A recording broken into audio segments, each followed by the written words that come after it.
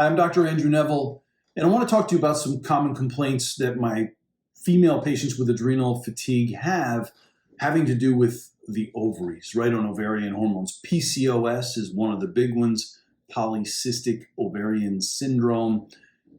Some women don't have full-on PCOS, they've just got ovarian cysts, but that can also be associated with problems with PMS and irregular periods. There are insulin problems with regard to connected to PCOS. My female patients will have estrogen dominant kind of symptoms, like some bad PMS, heavier bleeding sometimes. Sometimes the periods frankly just stop, which is interesting, even leading to infertility and miscarriages and things like that. It's incredibly common to have these ovarian problems when you have adrenal fatigue, and here's why. Adrenal fatigue is basically a dysfunction with your stress response system, right? A dysfunction where our body is stuck a little too much in fight or flight. And when we're doing that, when we're in stress physiology, there are four main organs that get suppressed: immune, digestive, reproductive, thyroid. Let's pick on the reproductive system. So we know that excess stress hormone goes to the hypothalamic pituitary ovarian hormone axis and suppresses it at every level. The hypothalamus and the pituitary, two separate glands, but they work together. They control those adrenals, but also your ovaries and your thyroid. That gets suppressed. When you suppress it, it's not like a frank suppression. I mean, sometimes it is, right? Sometimes the ovaries just shut down. Women's don't have periods. They can't get pregnant for a period of time, things like that. That can happen. But a lot of times what it does is it dysregulates the hormones. You see this imbalance basically that happens between the ovarian production of estrogen, progesterone, testosterone.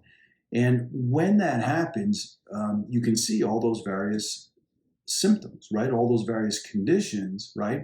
And it just depends on what the balance is, right? Estrogen high, progesterone high, testosterone low, testosterone high.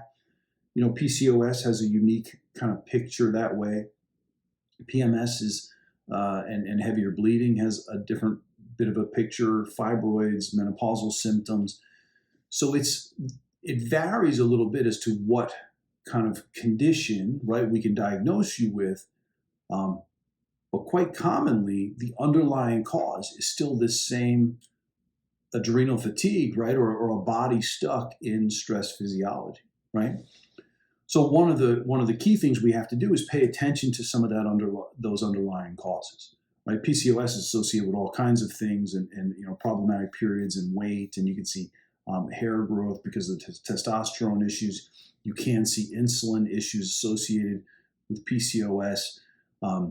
That association, right, the insulin and the weight, the association with PCOS is not as much about the ovaries. It's actually more about the underlying cause, which is the adrenal problem, right? So yes, insulin issues and weight are associated with PCOS, right? So that's a correlation, but is there causation there, right? And sometimes it's, well, maybe there's this underlying adrenal fatigue actually causing both. And when we fix that, that's when you can really see this physiology shift. If you stop the suppression, right? Don't chase after the insulin. Don't chase after the ovarian problems, the progesterone issues, testosterone, blocking hormones and all. Let's stop the suppression, right? Turn off the stress physiology that is beating up your hypothalamic pituitary ovarian hormone axis. When you work in that direction, right, from the bottom up, you can really tackle this at a deep level, fix that underlying cause.